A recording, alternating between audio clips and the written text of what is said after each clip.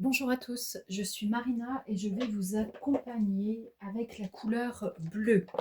Cette fois-ci, je pense que une partie du message va concerner l'expression de soi, l'expression de sa propre identité, de sa propre existence.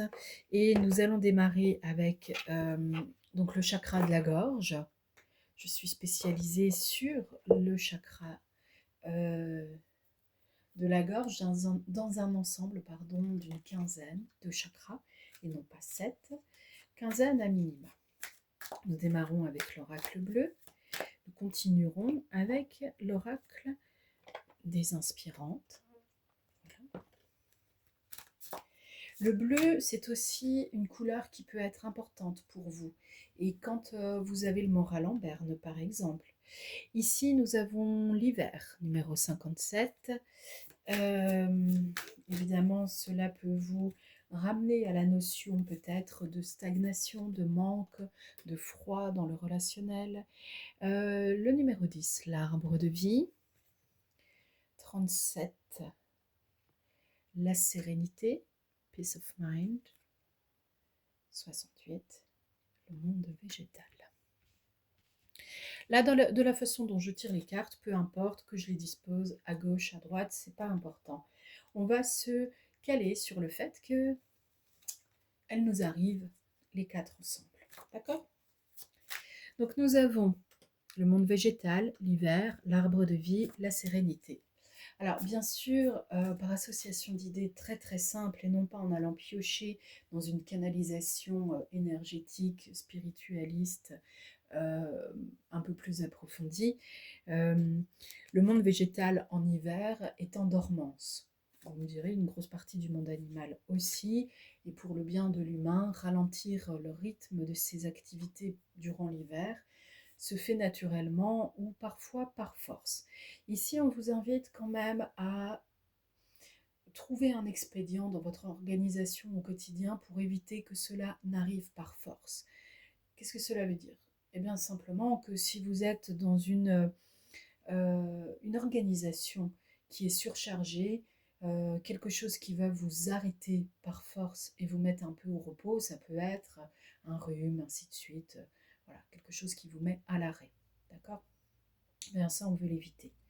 On a une autre carte qui arrive là, comme ça, et elle arrive seule, c'est la mer. Alors la mer, c'est l'élément eau, les émotions, ce qui berce aussi une partie de la Terre avec les océans. Et puis bien sûr, nous, en espace francophone, puisque je suis spécialisée sur le langage, je peux qu'y faire attention. En espace francophone, lorsqu'on parle de la mer, si on n'a pas d'autres indications et si on n'a pas de visuel, on peut se demander si on parle de la mer maman ou de la mer sœur de l'océan. D'une manière générale, je vous invite à faire extrêmement attention aux mots que j'utilise parce que je suis disposée à vous transmettre un certain nombre d'énergies qui passent par ma voix et les mots, plus que par les cartes. L'initié. Au moment où je vous confie un secret sur l'énergie qui me traverse, nous avons l'initié. Peut-être que vous, de votre côté, vous devriez observer aussi avec compassion ce qui fait de vous déjà un initié ou une initiée.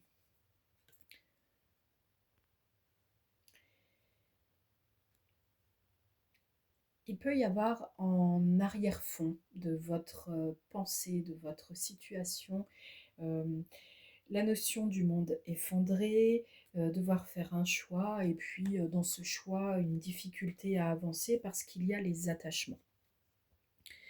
Il y a les attachements, les fameuses habitudes, les attachements émotionnels.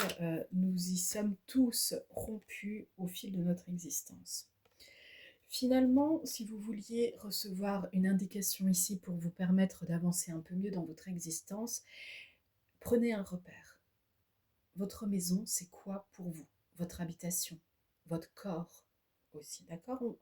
Dans mes vidéos, dans mes enseignements, dans mes transmissions, je joue toujours sur plusieurs dimensions dans le langage. Ça peut être en plusieurs langues, ça peut être à différents niveaux de langage au sein d'une même langue, entre autres.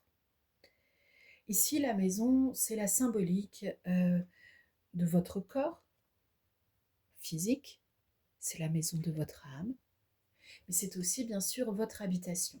Êtes-vous heureux, heureuse dans votre habitation en ce moment? Oui, continuez comme cela. Comment pourriez-vous faire en sorte que cela continue? Non. Eh bien, arrêtez. Et comment pourriez-vous faire en sorte que cela s'améliore? Hein, on va souvent être en recherche de pistes d'amélioration dans nos existences et je crois que c'est le but de notre croissance en tant qu'être incarné sur Terre. Croissance et en même temps le début du message, c'est la mention de l'hiver, de ce qui se met en repos et de ne point forcer le mouvement, les choses, les organisations. Alors je vous inviterai dans un premier temps à l'introspection, à rentrer comme un escargot dans votre maison, en vous-même, à observer ce qu'il se passe en vous-même et cela va vous permettre, encore une fois, rien n'est nouveau, de faire du tri dans vos affaires, dans vos pensées. C'est comme cela que nous avançons parfois dans l'existence. Il y a eu la notion de difficulté à rompre des attachements. Alors là, il n'y a pas d'acte de psychomagie qui puisse se transformer en transmission ésotérique de 15 secondes dans une vidéo sur YouTube. Euh, il peut y avoir pour certains d'entre vous un travail à mettre en place véritablement en se faisant accompagner par des professionnels que vous choisirez selon vos croyances et vos obédiences et ce qui vous met en joie, en libération. Attention, oui, quand vous allez chercher de la thérapie, ce n'est pas pour, comment dirais-je, pour renforcer le côté de ce qui va mal et de celui ou celle qui va mal. C'est pour sortir, entre guillemets, du triangle de Karpman, victime, bourreau, sauveur, et devenir responsable de sa propre existence. Vous pourriez observer aussi si dans la situation que vous vivez actuellement, en la posant en quelques mots très précis vis-à-vis de vous-même dans votre propre schéma de pensée, de façon résumée, eh bien si cela s'est déjà passé dans votre existence, si cela a déjà pris place dans votre famille, dans vos ancêtres, en clair, est-ce quelque chose qui est en train de se répéter? Est-ce un schéma transgénérationnel qui vous plombe?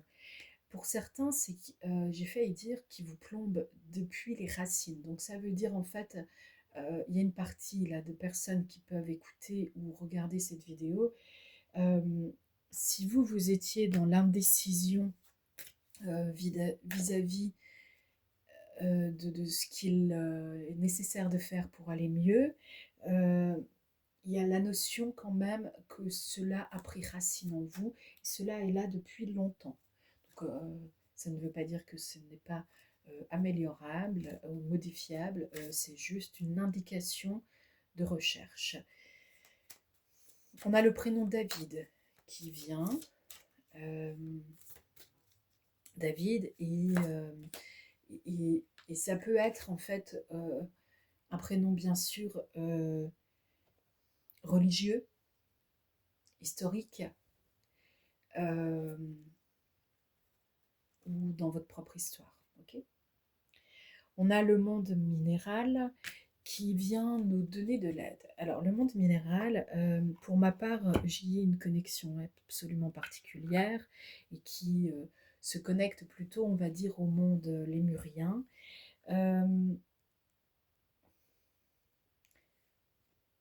La, la bonté du monde minéral se révèle dans nos connexions les plus pures,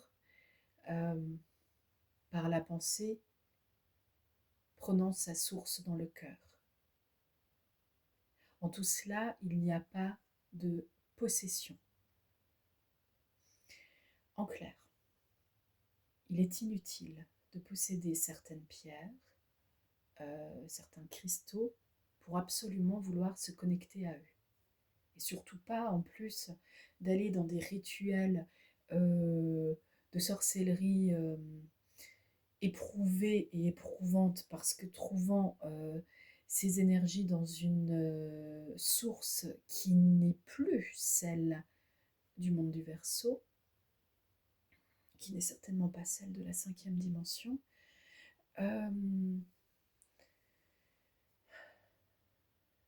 Bref, on me dit en fait, ce n'est pas utile de tourner autour du pot. Bref, laissez les rituels de pleine lune, etc.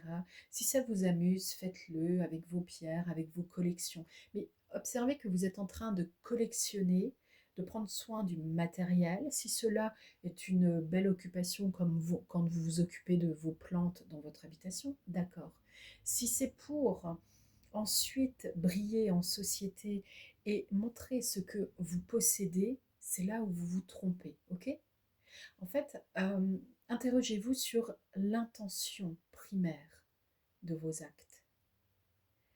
Connectez-vous au monde minéral, connectez-vous au monde végétal. C'est de la communication télépathique. La communication télépathique passe certes par l'espace pituitaire, chakra troisième œil, ou anciennement la zone qui pouvait s'appeler chakra du troisième œil, parce que c'est pareil, si vous vous référez à un système de 7 chakras principaux, pardon, mais vous êtes dépassé. Vous êtes en dehors de la bonne ligne de temps. En choisissant des croyances qui évoluent, vous évoluez vous-même. Raison pour laquelle, alors que je n'ai absolument rien contre la sorcellerie, et moi-même, aux yeux de certains, je suis probablement considérée comme une sorcière blanche dans ma façon de me relier à la terre et ainsi de suite. Mais en fait, je le fais avec des pensées modernes, en communication non violente, en intelligence émotionnelle, dans une philosophie de vie qui respecte toujours la force de la source. J'ai appris à reconnaître cette force et à savoir que quand elle parle, quelques mots suffisent. Parfois ce n'est même pas plus d'un seul mot, et que les longs discours ne sont pas ceux de cette source, mais de voiles, d'illusions, qui parfois sont aussi des rassemblements, mais qui placent les gens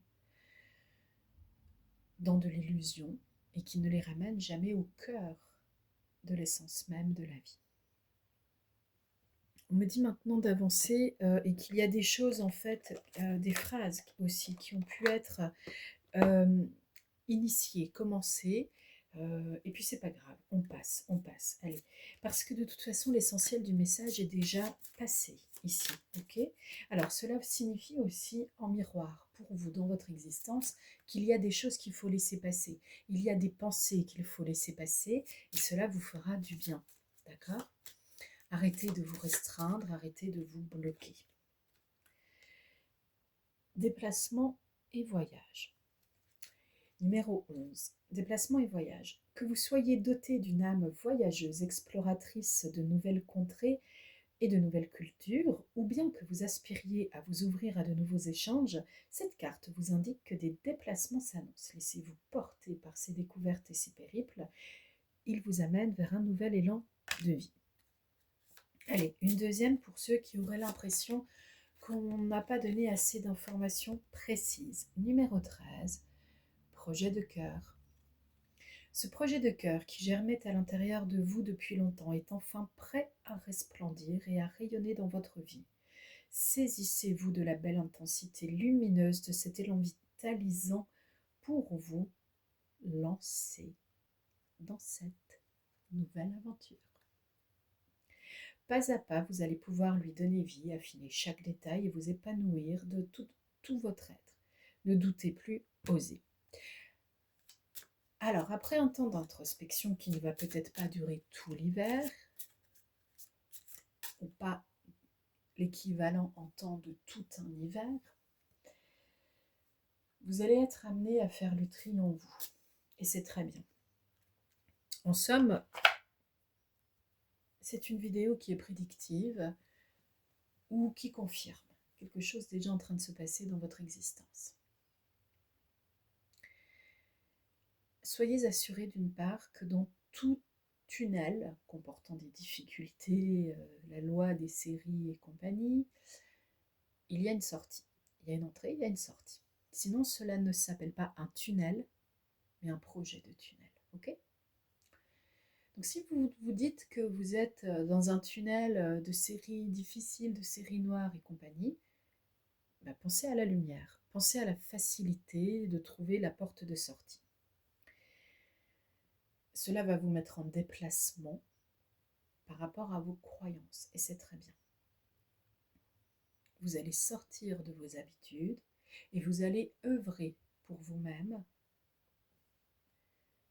pour votre bien. Eh bien, c'est ce qu'on fait quand on s'aime.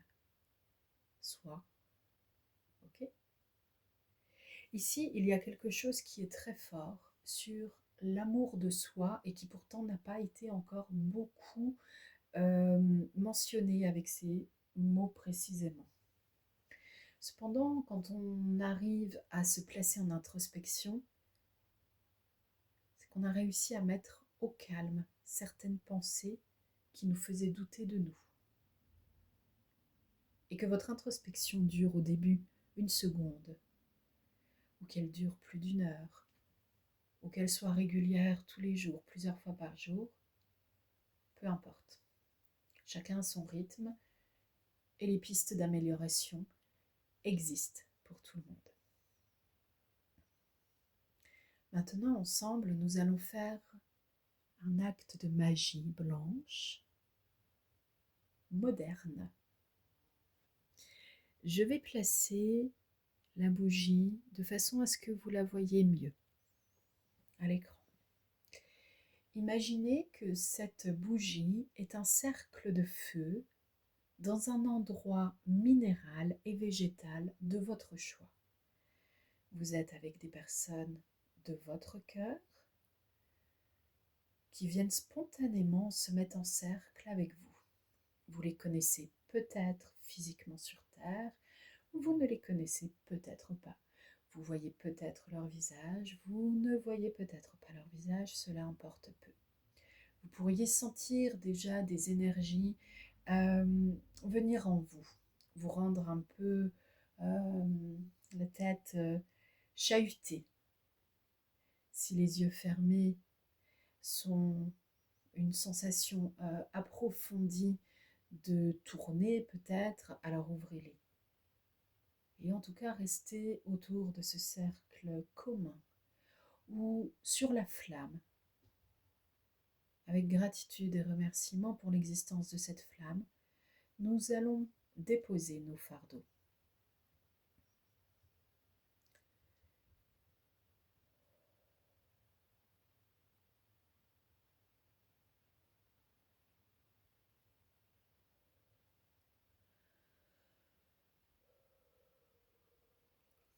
À présent,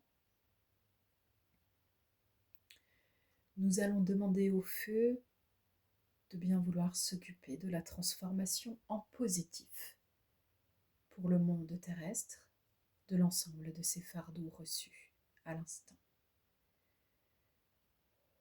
Et nous allons visualiser, imaginer, percevoir, ressentir sur nous-mêmes un ensemble de quelques gouttes d'eau qui vient nous chahuter avec facétie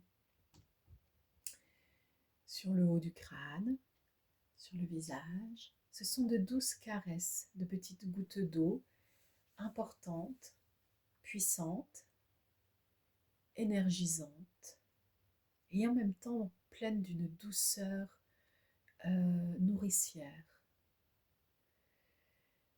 L'ensemble de ces gouttes d'eau ne se tarit pas et continue à humidifier purifier notre aura et à la nettoyer. Tout repart vers la terre.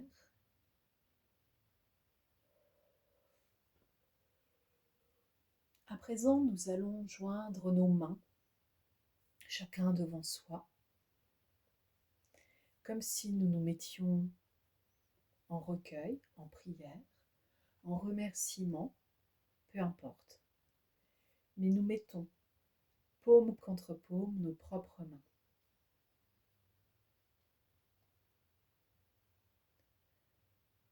Et nous nous laissons inspirer par la douceur de l'air et du vent qui, telle la balançoire, nous berce dans notre propre cœur d'être. Vous êtes en train de faire de la balançoire dans votre propre chakra du cœur. Et je vous laisse là. À bientôt.